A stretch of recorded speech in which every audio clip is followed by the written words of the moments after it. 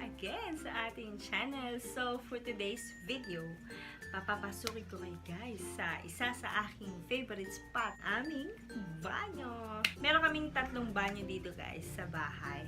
Pero ito yung naging parang pinaka-personal banyo namin kasi ang nakasanayan muna na dito ka na laging nagbabanyo.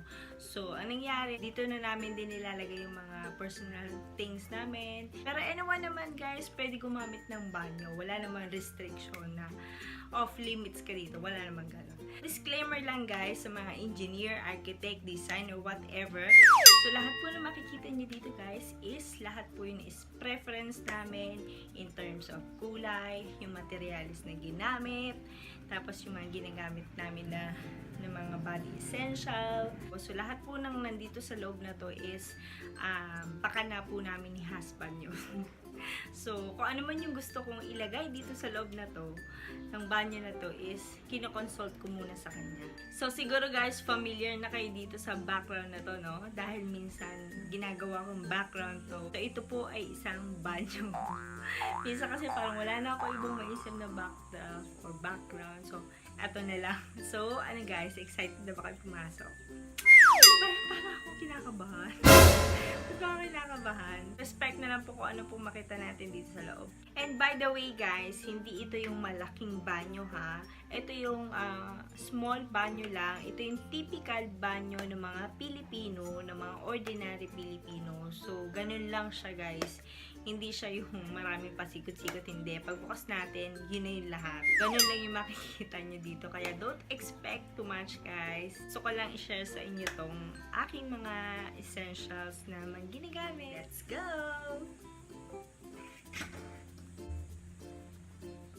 Okay, before kayo pumasok, guys, sa aming maliit na banyo, ayan, merong maruming basahan dyan.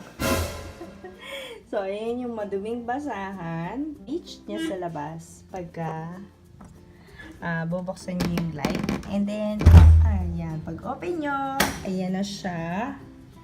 So, ayan yung una nyo makikita. And meron siyang, ito yung parang pinaka, bintana niya sa banyo. So, ayan. And yung flooring, guys, it's color green. Pasensya na. It's medyo madumi-dumi pa nata. And then, ayan, pagpasok nyo ng banyo, itong mirror na to, na pinakamalaki, is yun yung makikita nyo. So, ayan. Ito siya. Ayan. So, itong design ng flooring, guys, is combination dito sa wall na binili din namin sa Wilcon. So, lahat ng tiles, guys, is binili namin sa Wilcon. Minatch namin dito sa wall. Kasi si Habi, gusto niya green. Ayoko naman kasi ng green. Dahil nga, parang medyo nadidiliman ako. Kaya ginawa namin is kumuha kami na combination na medyo green. And yung flooring, ewan ko ba, sobrang gusto niya na green, kaya ayan, green namin yung floor pero light lang siya. So ito naman guys is ayan, nabili din namin siya sa Wilcon. So maganda rin kasi yung materials niya. Actually guys, hindi pa ito tapos kasi lalagyan pa namin ng drawer to sa baba. So ayan, as you can see, nakikita pa yung tubo-tubo dyan. So, ayan. Tapos sa this side na to, meron ako nilagay na flower para medyo may konting feminine touch. So, and meron akong different kind ng mga hand soap. Ayan. Ito yung bagong bigay sa akin ng kaibigan ko na galing Kuwait. So, ayan. Since ayoko nga ng plain, we decided na lagyan ng accent to. Actually, siya yung nakaisip ng ganyang accent na merong brown. Tapos, ayan, para lang mas maganda rin tingnan. Tapos yung yung mirror na yan, nabili namin sa my Ace Hardware sa SM Novaliches. Tapos in this corner guys, ito yung mga pang face essentials. This one naman guys, nilagay ko yan kasi para every time na magcha-charge ka, pwede mo dyan ilagay. Kasi nga, hindi pa to tapos tong lababo. Dahil lalagyan pa siya ng parang box sa ilalim. So, umpisahan natin sa taas, guys. So, ayan guys, meron ako mga Nivea lotion. Itong mga malunggay na herbal daw. And medyo nakatulong din naman yun sa akin. And ayan, itong toner. Ito ring toner na galing Miniso. Tapos yung aking Natural White, Nivea Moisturizer. Tapos, oh my gosh guys, meron akong baking soda. Alam niyo guys, sobrang powerful na itong baking soda na to dahil pantanggal ng pimples, facial mask, at kung ano-ano pang mga dark spot area, kaya niyan tanggalin. Tapos, in this side, nose strips ako dyan. Tapos, ayan, pang eye bag, pang eye mask, tapos, gel mask from Irate Korea. Ito rin nose pores, nose pack. Itong Fortaleza moisturizer kung ano-ano. Peel off, moisturizer na naman. Face scrub, face cream. Meron akong face scrub din dito. Tapos meron Eskinol. Ayun, and body. Ano ba to? Coconut butter oil jelly. Tapos, ano ba to? Ito, Lutamax Olay. Yan, ginamit ko yan. Okay, kaway-kaway tayo sa mga gumagamit ng tawas. Okay, ayan. Nabibili ito guys sa mga mall din. Tapos, Listerine. Ito yung aming mga toothbrush. Toothbrush namin ni Hasman. Ito yung kanyang bench fix na ginagamit ni Habi. Ayan, tawas. Kaway-kaway sa mga gumagamit ng tawas. Okay, and meron din mga extra na toothbrush dyan. And, ayan. Ayan, nilagyan na to. Pero dapat wala nakalagay dito. Ayan, floss. So, ayan guys. Hindi na kayo mag-worry guys na kung wala kayong dalang toothbrush, meron toothbrush dito. Tapos, ayan. Aking Dove. Tapos, yung gel ni Rodel. So, ayan lang guys na for this corner. So, ayan lang lahat ng aking mga essentials.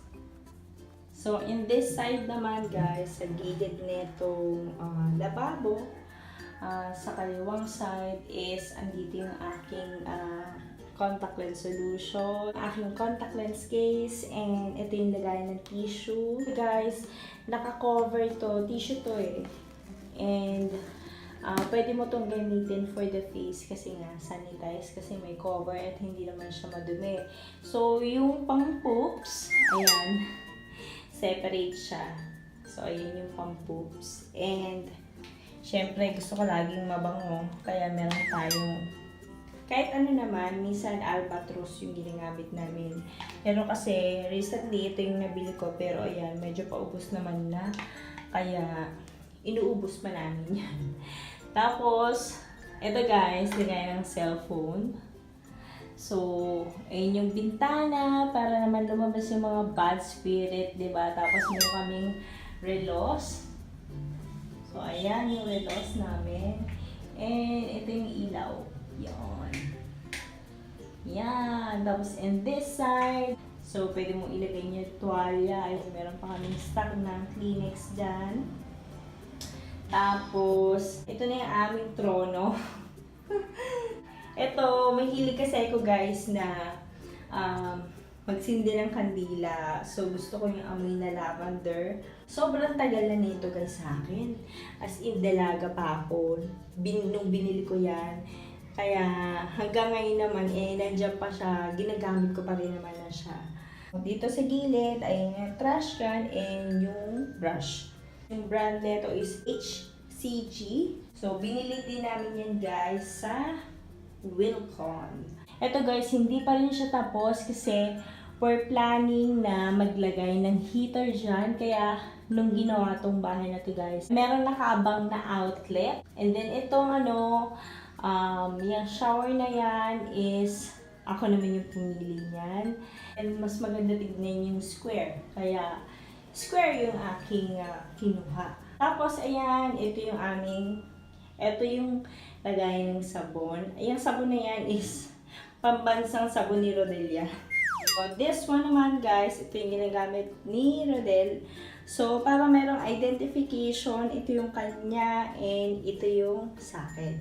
Ewan ko, mas gusto ko yung ganitong type or kasi mas hard kasi ito eh. Ito naman, mas gusto niya tong ganyan type. So, baliktad kami. In this section naman, so, ito na yung pintuan, guys. So, ayan. Ito na yung pintuan. So, ayan. Super liit lang talaga ng ating banyo. So, ayan.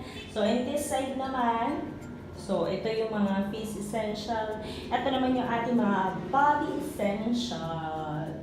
So, sa taas, guys, is yung mga body care essential naman ni baby. So, meron siyang mga Cetaphil, oil, shampoo, body wash, and itong skin restoring body wash. Alam niyo guys, kaya meron kaming ganyan. Recommended siya ng pedya ni baby. Kasi si baby guys, merong eczema and allergy. Halo-halo na yung findings ng mga pedya sa kanya. So, yung last na pedya na pinag-consulta namin is ito yung nakatulong sa kanya, yung restorador na Cetaphil, kaya ang laking tulong ni Cetaphil para sa kanya. Tapos yung isa is Davian. Ito yung Johnson Milk and Oat. Tapos andito yung aming mga sabon. Ito yung aking pambansang sabon. At ito naman yung pambansang sabon ni Rodel. So, ayan, meron tayong Seoul, Korea, Detox, tapos meron ding padala na galing ibang bansang sabon. Ayan. Tapos, meron din akong keratin. Dito nakalagay, guys, yung aking ibang candles, may lighter dyan. Ay, Diyos ko, ang dumi na ng pang shade ni Roder. So, kung sino mang gusto mag-donate, guys, we are open. And then, ayan, yung aming panghilamos. Ayan, Neutrogena, Master. At ito, meron ding shower gel. Ito guys, bigay lang dito sa akin ng friend ko. And ito, nabili ko sa mini stove. Ito guys, meron akong hair mask. Tapos yung Belfour na ginagamit ko for body scrub na kalamansi. And this one is yung yogurt spa milk soap. So, maganda rin siya. So, ito rin yung, pambansang body scrub din. Si Aboni. Tapos, meron ding sweet pea na shower gel. And then, Pufa. Ito guys, galing Israel. Bigay lang din to sa akin nung isa naming pinsan. Tapos, ito guys is gift naman sa akin nung ate ko. Shower gel. Ito rin. Oh my gosh, puri bigay. Bigay din ng ninang ko to. Tapos yan, mga cream set, Dove. Puri bigay, no? Tapos yan, Pantene. Yung mga shampoo naman, guys, kung ano-ano lang naman yung mga shampoo na pagtitripan ko, yun lang din. Ayan, malunggay. Moringa, itong Garnier, yan, bigay lang din to ng friend ko. Yun, tapos ito yung sabon ito yung shampoo ni Mang Rodel. Itong pangkabayo na sabon. Tapos, ito yung aking soap na Kojic. So, yun lang guys. And, ano pa ba? Wala na. Yun lang yung ito lang yung aming laman ng banyo. So, super simple lang ito guys. Talagang normal na bahay lang na typical Filipino. So, yun lang naman guys, yung lahat ng aking mga ginagamit sa face and sa body. Super normal lang naman, diba? And yung paglilinis pala ng banyo guys, is kami lang din dalawa ni Habi. Although malinis naman na, pero iba yung linis ng baba. Yun lang guys, sana nag-enjoy kayo sa aking bathroom tour. Thank you guys for watching. See you sa mga susunod na videos. Bye!